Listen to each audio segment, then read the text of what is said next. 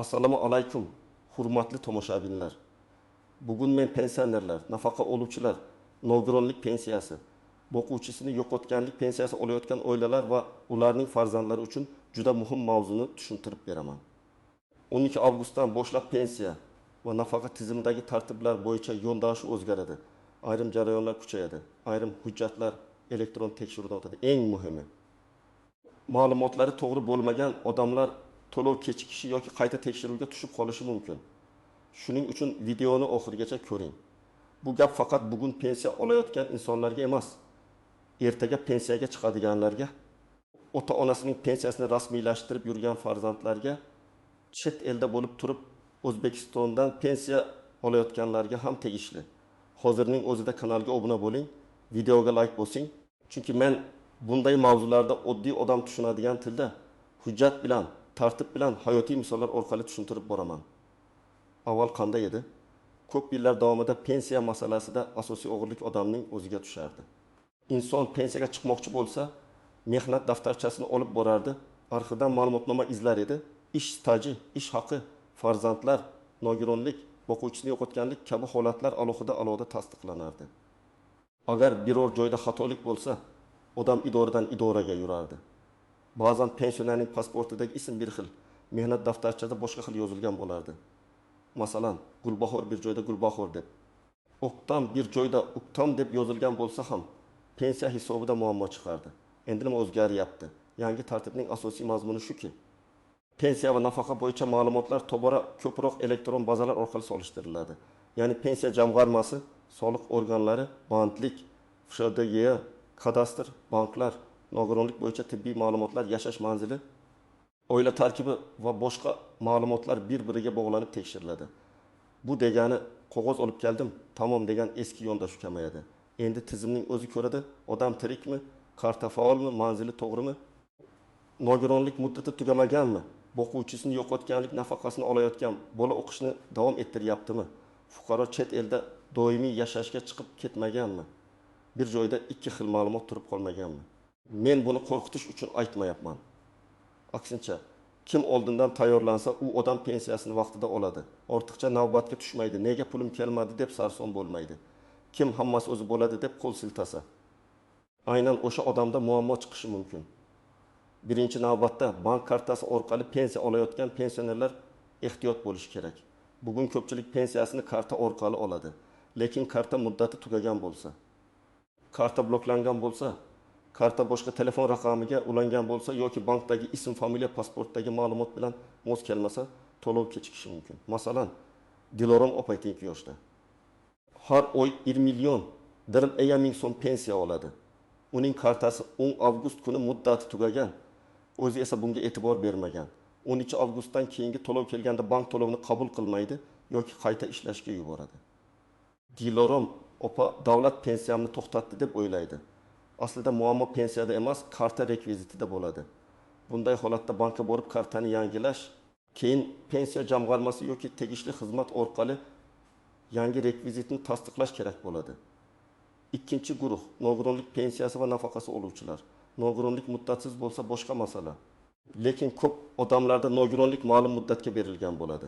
Masalan, ikki guruh nogironligi 2024 yil sentabrgacha belgilangan, lekin fuqaro qayta ko'rikdan o'tmagan. Oldin ayrim hollarda odamlar kechikib ham hujjat topshirib yurardi. Endi elektron bazada muddat ko'rinadi.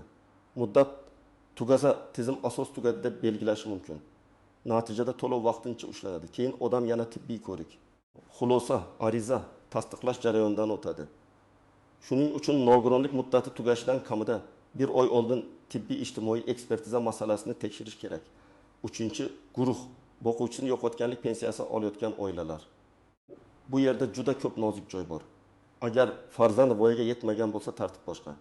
Agar farzand 28 yoshdan oshib kunduzgi ta'limda o'qiyotgan bo'lsa, o'qish ma'lumotnomasi talab qilinishi mumkin.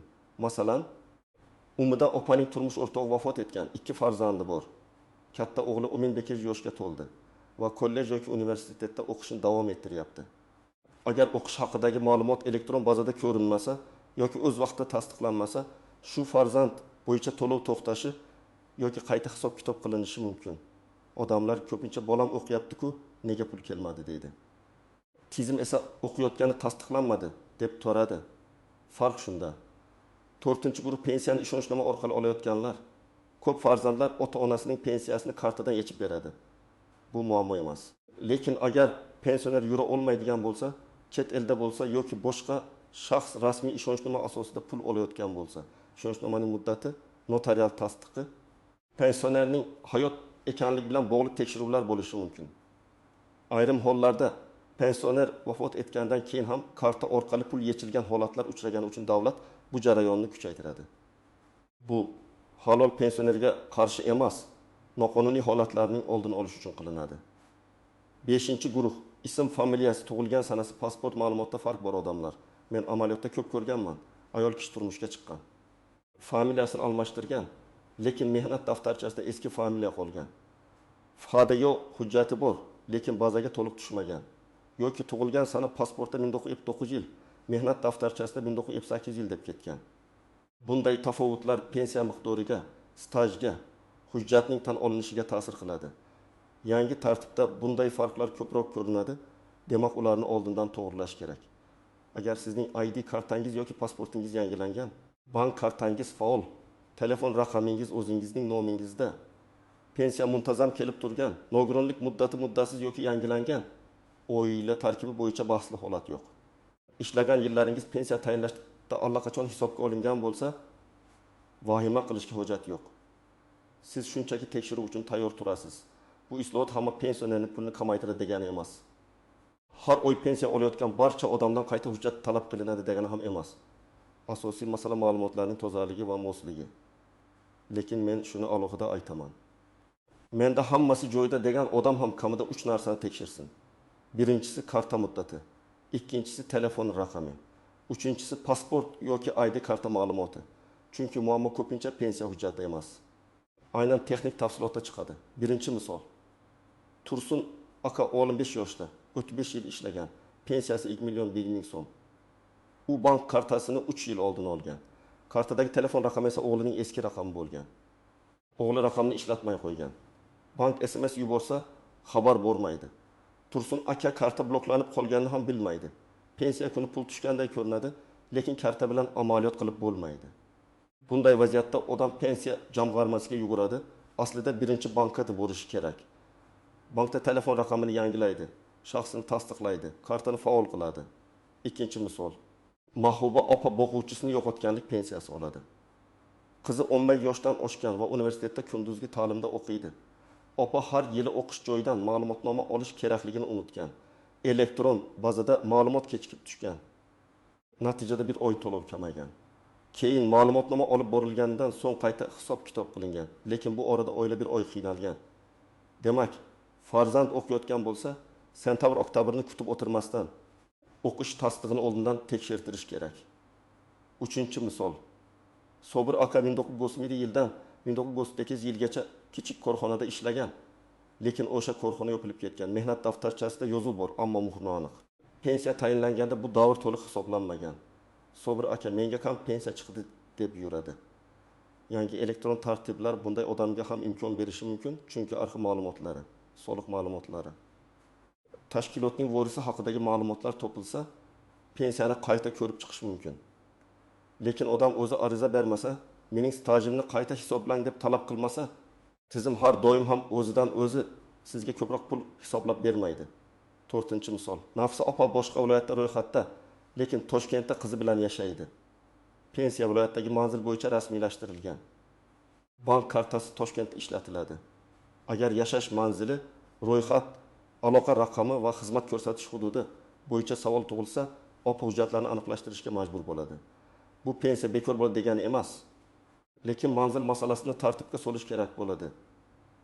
Eng birinchi nozik jihat shuki, pensiya miqdori hamma uchun bir xil oshmaydi yoki kamaymaydi.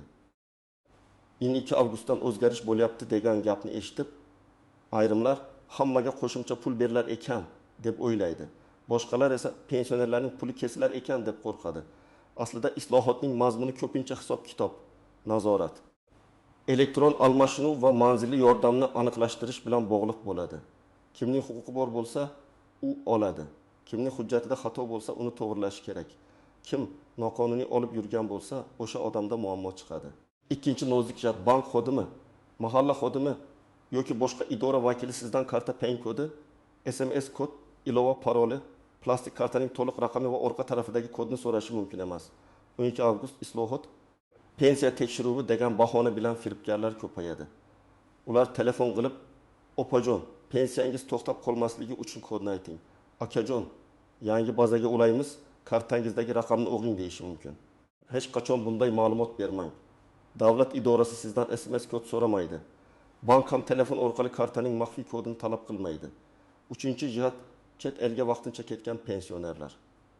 Agar pensioner farzandlar yoniga bir necha oyga ketgan bo'lsa, bu alohida masala.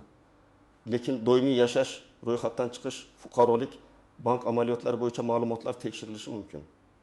Shuning uchun chet elda yurgan ota-onangiz bo'lsa, ularning pensiya hujjati, kartasi, telefon raqami faol ekanini tekshirib qo'ying. Ayniqsa, kartada O'zbekistondagi raqamga ulangan bo'lsa, u raqam o'chib qolmasin. 4-jihat. Vafot etgan pensionerning puli.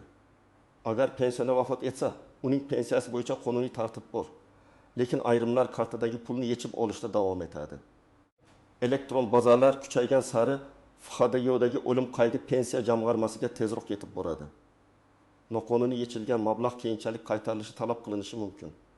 Shuning uchun bunday holatda albatta rasmiy tartibni bajaring. Meros, dafn puli yoki boshqa to'lovlar bo'yicha alohida murojaat qiling. 5-jihat, pensiya qayta hisoblanishi. Ba'zi pensionerlar pensiyaga chiqqandan keyin ham ishlagan bo'ladi. Ayrim davrlar keyin qo'shilishi mumkin. Ayrim hujjatlar topilishi mumkin. Agar sizda qo'shimcha stajni tasdiqlovchi hujjat paydo bo'lsa, ariza bilan murojaat qilishingiz mumkin. Lekin qo'shnimniki oshdi, menikini ham oshiring deyish yetarli emas. Sizda aniq asos bo'lishi kerak. Mehnat daftarchasi, arxiv ma'lumotnomasi, ish haqi ma'lumoti, buyruqdan ko'chirma, soliq yoki sug'urta to'lovlari izlari. Men sizga aniq reja beraman. Birinchi qadam, hujjatlaringizni bir joyga yig'ing. Pasport yoki ID karta, pensiya guvohnomasi bo'lsa, u bank kartasi, telefon raqami, kimning nomidaligi haqidagi ma'lumot, mehnat daftarchasi, arxiv ma'lumotnomalari, nikoh yoki familiya o'zgarishi haqidagi hujjat. Farzandlarning tug'ilganlik guvohnomasi, boquvchisini yo'qotganlik holatida o'lim guvohnomasi, nogironlik bo'yicha tibbiy xulosa, ishonchnoma bo'lsa, uning nusxasini tayyorlab qo'ying. Ikkinchi qadam, bank kartangizni tekshiring. Kartaning amal qilish muddati qachon tugaydi? Karta bloklanmaganmi? SMS xabarnoma ishlayaptimi? Telefon raqamingiz o'zingizniki yoki farzandingiznikimi? Agar pensionerning o'zi telefondan foydalana olmasa, farzandi yordam bersin. Lekin bankda hammasi qonuniy rasmiylashtirilgan bo'lsin. Karta muddati tugayotgan bo'lsa, pensiya kuni kelishini kutmang, oldindan yangilang.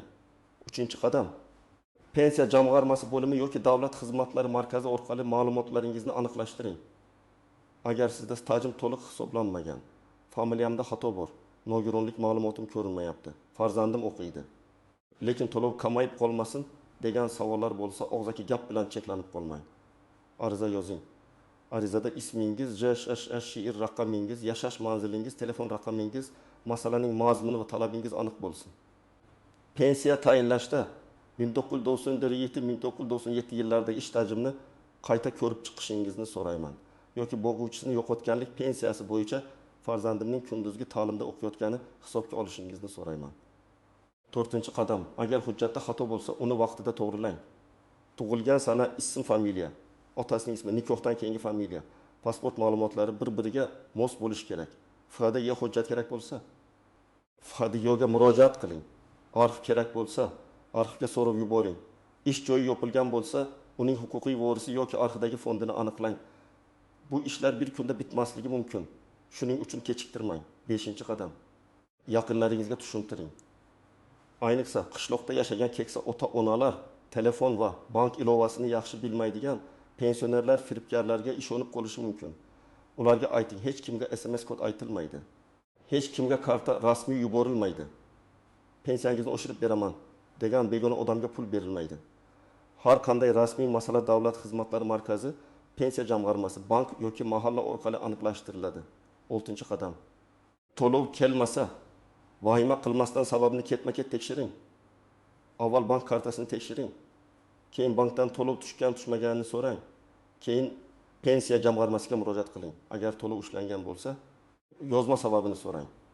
Tizimda muammo degan umumiy javob bilan cheklanib qolmang. Siz fuqaro sifatida sababni bilishga, xatoni tuzatishga va qonuniy to'lovingizni olishga haqlisiz. Demak, 12 avgustdan keyingi o'zgarishlarning eng muhim mazmuni shuki, pensiya va nafaqa bo'yicha ma'lumotlar yanada aniqroq tekshiriladi. Elektron bazalar o'rtasida solishtirish kuchayadi. Bank kartasi, shaxsiy ma'lumot, nogironlik muddati. O'qish holati, ishonchnoma va hujjatlardagi xatolar ko'proq ahamiyat kasb etadi. Halol hujjatlari joyida bo'lgan pensioner qo'rqmasin. Lekin tayyorgarliksiz yurish ham to'g'ri emas. Men tavsiya qilaman. Bugunoq kartangiz muddatini tekshiring. Pasport ma'lumotlaringizni ko'ring. Nogironlik yoki boquvchisini yo'qotganlik bo'yicha asoslaringizni yangilang. Qo'shimcha staj bo'lsa hujjat to'plang. Firibgarlardan ehtiyot bo'ling. Eng asosiysi, muammoni pul kelmay qolgan kun emas, oldindan hal qiling. Sizda pensiya, nafaqa, qayta hisoblash yoki bank kartasi bo'yicha savol bo'lsa, izohlarda yozib qoldiring. Qaysi viloyatdan ko'rayotganingizni ham yozing. Chunki ayrim amaliy muammolar hududlar kesimida farq qilishi mumkin. Video foydali bo'lgan bo'lsa, like bosing, yaqinlaringizga yuboring va kanalga obuna bo'ling. Men keyingi videolarda ham pensionerlar va nafaqa oluvchilar uchun eng muhim o'zgarishlarni sodda, aniq va amaliy tarzda tushuntirib berishda davom etaman.